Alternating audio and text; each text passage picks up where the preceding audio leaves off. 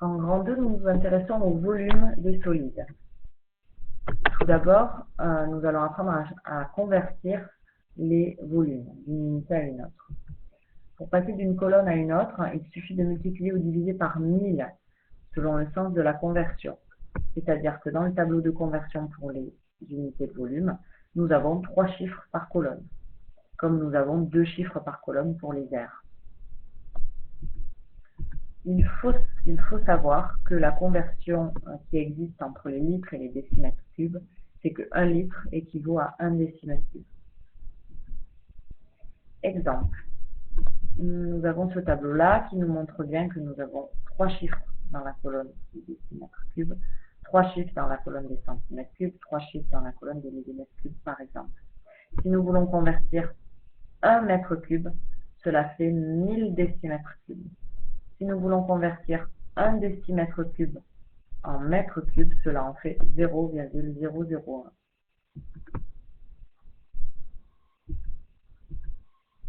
Les formules à retenir sur les volumes. Lorsque nous avons des solides avec empilement régulier, il suffit de multiplier l'aire de la base par la hauteur. Lorsqu'il y a un empilement de plus en plus petit jusqu'au sommet, il faut diviser par 3 les volumes précédents.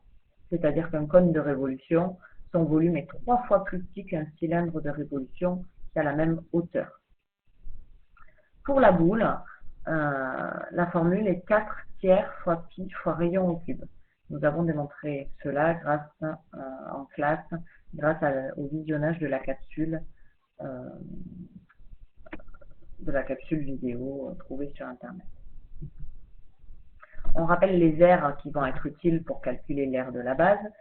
C'est l'aire d'un carré côté fois côté, l'aire d'un rectangle longueur fois largeur, l'aire d'un triangle, on calcule en faisant base fois hauteur divisé par 2, et l'aire d'un disque qui est égal à pi fois rayon au carré. On donne un exemple, nous avons une pyramide à base rectangulaire, sa hauteur est égale à 5 cm et sa base a pour longueur 6,5 cm et pour largeur 3 cm. Si nous appliquons la formule, cela donne R de la base fois hauteur divisé par 3, c'est-à-dire longueur fois largeur du rectangle fois la hauteur divisé par 3, et en remplaçant, cela donne 32,5 cm3. Un dernier point, c'est effet des agrandissements et des réductions sur les volumes. Si K est le coefficient d'agrandissement ou de réduction, alors le volume est multiplié par K au cube. On donne un exemple, voici les deux cubes, un cube de côté 1 cm et un cube de côté 3 cm. Clairement, on est passé du cube de gauche au cube de droite en agrandissant, et c'est un agrandissement de coefficient 3.